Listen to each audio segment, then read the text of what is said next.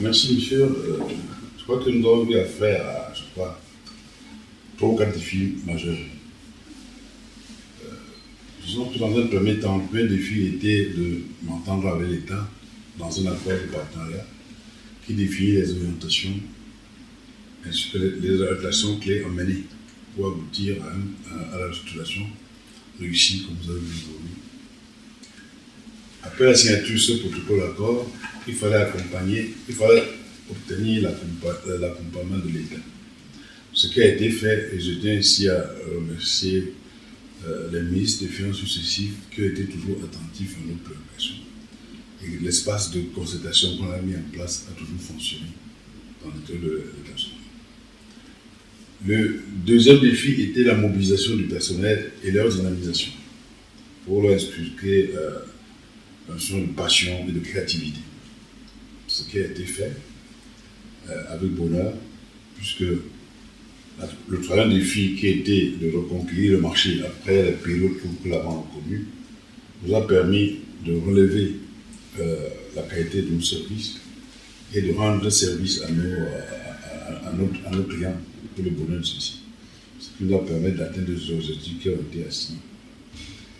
Donc, sans entrer dans trop de détails, notre entente entre nous et l'État actionnaire et l'État institution, la dynamisation et la mobilisation du personnel, ainsi que l'amélioration de la qualité de service, nous ont permis d'atteindre les objectifs que nous avons atteints aujourd'hui.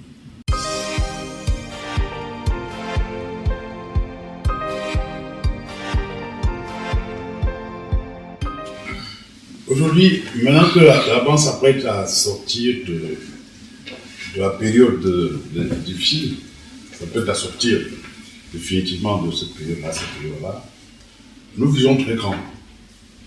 D'abord, au niveau national, nous voulons nous déployer dans toutes les villes importantes, voire être présents dans tous les chemins du bateau. Et c'est ce que nous avons vu. Depuis que nous l'avons pris fonction, je crois qu'on a multiplié par 3 nos agences. Nous pensons que, et dans les années à venir, lorsque la banque va sortir de sa situation actuelle par un renforcement significatif de ses fonds propres, nous comptons envisager la conquête des pays extérieurs, en commençant par les pays voisins, où se trouvait la CBC avant sa chute, et aussi, pourquoi pas aller aussi en Afrique de l'Ouest, comme les autres viennent chez nous. Il faut rêver grand, donc c'est ce que nous voulons. C'est ce qu'on a. Voilà ce que je peux vous dire sur ce point.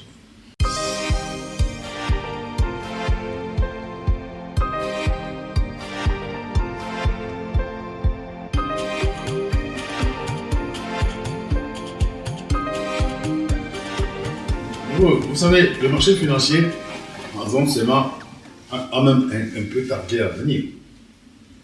Parce que le marché financier procure des ressources longues aux entreprises pour qu'elles puissent financer leurs investissements. Et actuellement, c'est aussi également le meilleur moyen d'avoir l'inclusion financière.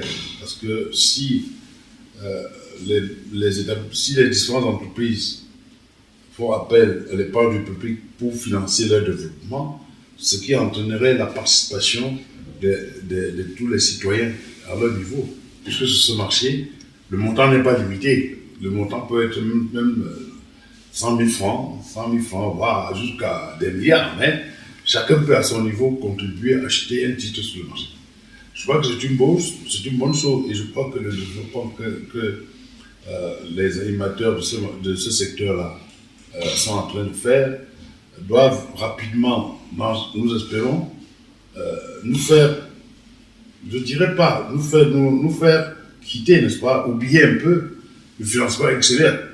Parce que ce que nous cherchons, le problème de notre sous-région, c'est que nous n'avons pas de financement à long terme. Et ce sont les banques qui prennent le risque. Lorsque ce sont les citoyens qui eux-mêmes prennent le risque sur le marché, ça veut dire que le marché doit se développer un peu plus. Voilà ce que je pense sur ce secteur.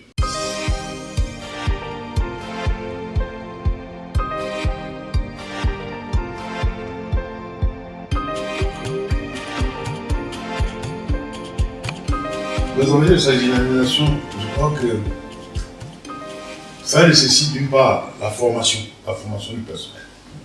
La formation du personnel et la sélection des acteurs sur le marché, afin de ne pas, afin de maintenir la confiance des petits intervenants sur le marché. Ceux qui interviennent sur le marché, c'est-à-dire les acteurs principaux, les structures qui émettent les titres ou bien font la cotation, doivent être sélectionnés avec rigueur, doivent être sélectionnés et être sanctionnés éventuellement quand il y a des rabages. Ce qui va donner la confiance aux investisseurs sur le marché. Je pense que l'avantage que nous pouvons avoir, c'est qu'on a vu avec les États comment les acteurs économiques, les agents économiques sont intéressés par les titres publics. Il faudra aussi que les titres privés qui viennent puissent être aussi attirés, peuvent attirer également les petits épargnants qui veulent placer leurs épargnes. Moi, je crois que il y a un bel avenir, pourvu que les règles du marché soient suivies avec rigueur et que les sanctions ne manquent pas pour ceux qui dérivent un peu. Voilà ce que je peux dire sur cela.